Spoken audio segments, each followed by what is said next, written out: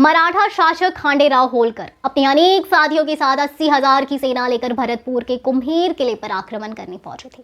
उस समय महाराजा सूरजमल ने अपनी सिर्फ 10,000 की सेना से खांडेराव और उसके साथियों की 80,000 सेना को धूल चटा दी थी।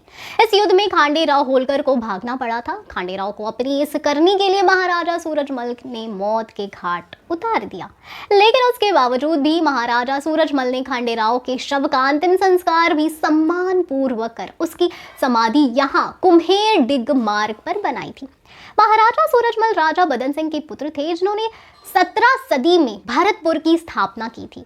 उन्होंने अपनी छोटी सी साम्राज्य का विस्तार कर उसे काफी ऊंचाइयों तक पहुंचा दिया था। मथुरा, आगरा, बागपत, मेरठ और बरेली तक महाराजा सूरजमल के साम्राज्य का विस्तार था। इसके अलावा गंगा और यमुना नदी भी महाराजा सूरजमल के साम्राज्य में शामिल थी। महाराजा सूरजमल ने अपने जीवन काल में 80 युद्ध लड़े और सभी युद्ध उन्होंने जीते भी थे।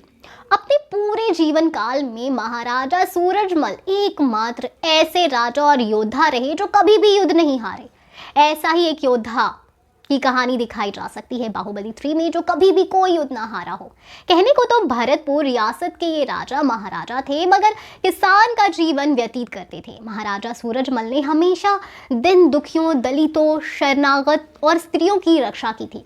जब मुगलों का आतंक बढ़ रहा था, उस समय दिल्ली के बादशाह ने एक हिंदू लड़की को बंधक बना लिया था और उससे शादी करना चाहता था।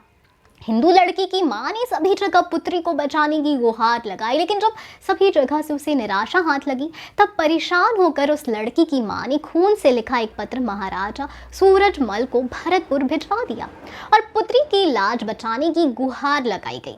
इसके बाद महाराजा सूरजमल ने अपना दूत बेचकर दिल्ली की बादशाह को ये समझाया था कि हिंदू लड़की को तुरंत प्रभाव से रिहा किया जाए, मगर दिल्ली के बादशाह ने राजा सूरजमल के इस प्रस्ताव को ठुकरा दिया था। इसके बाद हिंदू लड़की की इज्जत बचाने के लिए महाराजा सूरजमल ने अपनी सेना के साथ दिल्ली पर आक्रमण कर दिया था।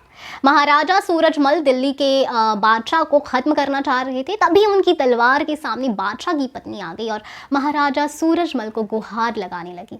जयपुर की राजगद्दी पर राजा बनने के लिए दो भाई ईश्वर सिंह, माधव सिंह के बीच ठन गई थी। छोटे भाई माधव सिंह ने राजा बनने के लिए अनेकों रियासतों से राजा और सेना को अपने साथ लिया, मगर धर्म और न्याय के मार्ग पर चलने वाले महाराजा सूरजमल ने राजा बनने के हकदार बड़े भाई ईश्वर सिंह का साथ दिया।